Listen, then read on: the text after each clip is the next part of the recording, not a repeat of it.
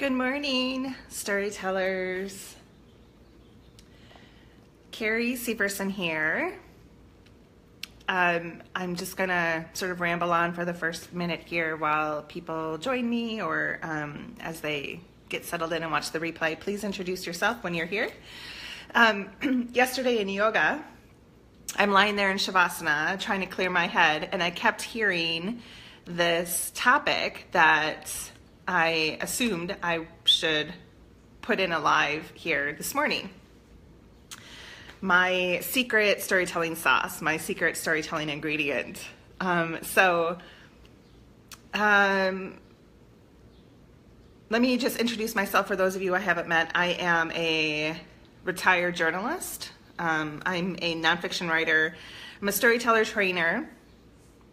I work with leaders in the world who have really vulnerable, important stories to share, and I help them break it down into 800, 1,000 word personal stories and get published. I actually had a client published today with an incredibly vulnerable story about her abusive ex-husband. Nobody in her life, except for like 3 or 4 people, knew she experienced it.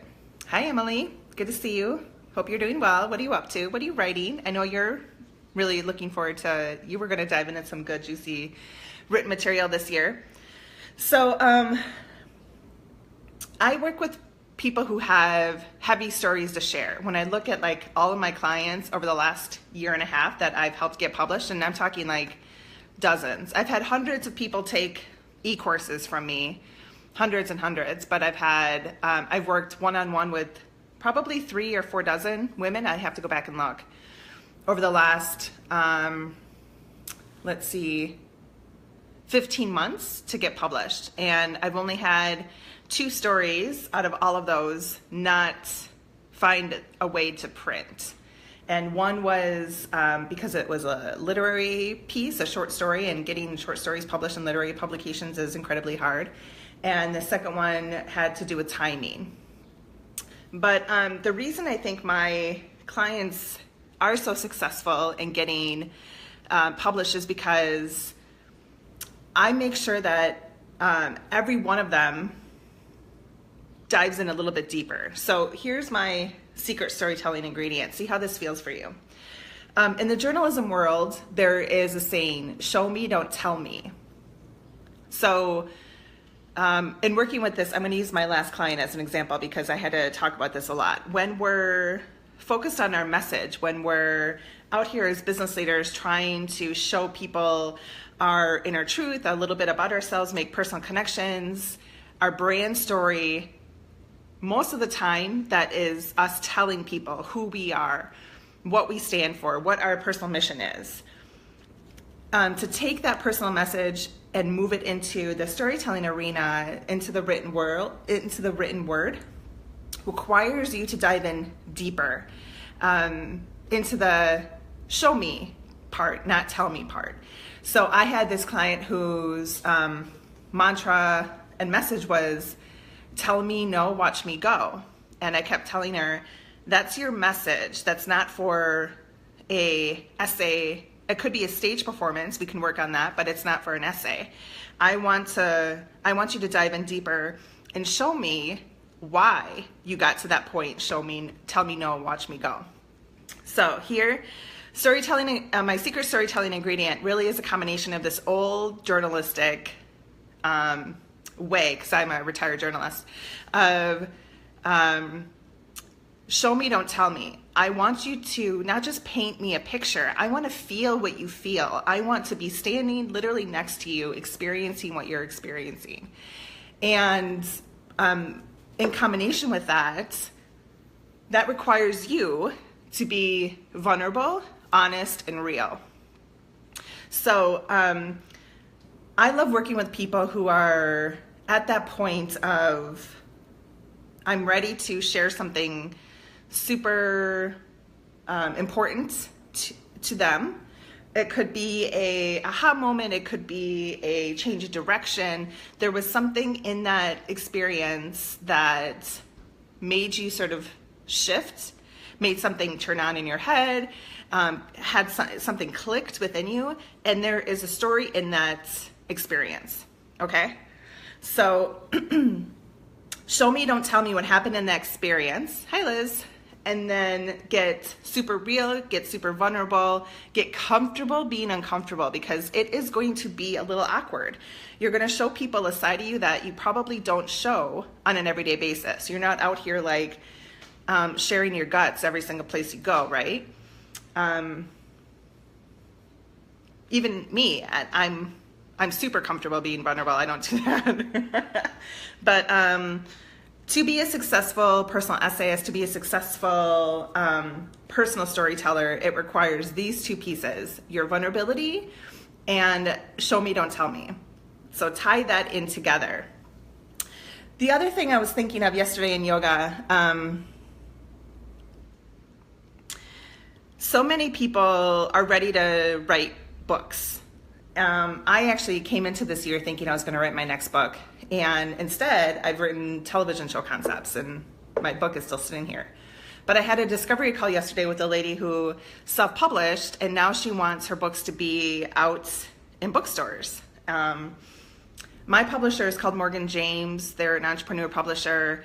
They got my books out in like 1,700 bookstores nationwide, so I don't know how to take a self-published book and put it into bookstores once it's already out there, so I'm not her person. But it made me but I kept on emphasizing the importance of personal essays, because I can tell you from experience that when I started writing personal essays, it started in 2014 with the Huffington Post, and you remember that I'm a retired journalist, so I've been published since I was 19. I've written about everything from fires to celebrities, politicians to suicides. I've covered it all. Pet therapy, I sat in on a triple bypass once, which is super gross, by the way. Don't do it if you don't have to. But I started writing personal essays in 2014, and my life changed at that point. I started writing for the Huffington Post with a piece on my professional burnout called I'm a Recovering Burnout. People came to me to talk to me. And over the course of the next year, I kind of leaned back and figured out how to make a business as a storyteller trainer to help other people get published. So when you're writing a book, when you're thinking about yourself as an author, these opportunities to get personal essays published is for you as well, because it will enhance your credibility as an author. It'll enhance your platform, your numbers, give you opportunities to sell your book. And regardless of whether you're going to go self-publishing or traditional publishing, you have to find a way to either sell yourself as an author or sell your material. So give yourself an opportunity to grow your audience. Write a personal essay. Yesterday, I did an interview for a podcast, and the woman who interviewed me asked me why I write pieces that have nothing to do with my business. Like all last year, all I did was write about my love life and fertility. I can tell you that my platform numbers increased, I don't know, several hundred. People joined me here in the Soulful Storyteller as a result of that. I have the luxury as a storyteller trainer that whenever I get published, or whenever I help somebody get published who tags me and thanks me or whatever, other people will come to me. So personal essay writing, personal storytelling, is this an opportunity for you to open up yourself for new opportunities to come in? Which is why I love this concept of, I'm so adamant about you being vulnerable and real in your writing. My secret sauce, my secret ingredient isn't just, it shouldn't be a secret. I mean, we all have seen really bad writing, right? We've all seen really unauthentic stories published that don't do anything for us. The really good stuff, the really juicy stuff, the stuff that hits you here and in here and makes you cry and gives you tingles and goosebumps and makes your hair stand up. That's the type of stuff that I want you to do for other people. And that requires authenticity, it requires vulnerability, it requires you getting comfortable being uncomfortable. So remember those two. Hey, Dana from your sick bed. I know poor Dana's got like pneumonia. Dana and I just partnered. We're helping people brainstorm book ideas, helping people write proposals. We're editing materials. So when she gets better, we'll put a little offer out again. And then Marie, show me, don't tell me is my mantra. And I always had to remind myself how important this is. Yeah, whenever I say it, I think of my college professor, Bruce Ituli. He was a scary, he wasn't scary, he was a big teddy bear, but he wanted to try to be scary. So he would say it every time. And then he would mark up my papers with like all this red ink. But that is my tip for you. Get comfortable being vulnerable. Yeah, get comfortable being vulnerable. I usually say get comfortable being uncomfortable, but get comfortable being vulnerable. Show a side of yourself that people don't normally see, and it will attract and manifest new opportunities for you. So that's the thing that every client that I've ever worked with, that's what I help them do. It's not just, I don't just let them get away with telling me what they've learned or telling me what that experience was like.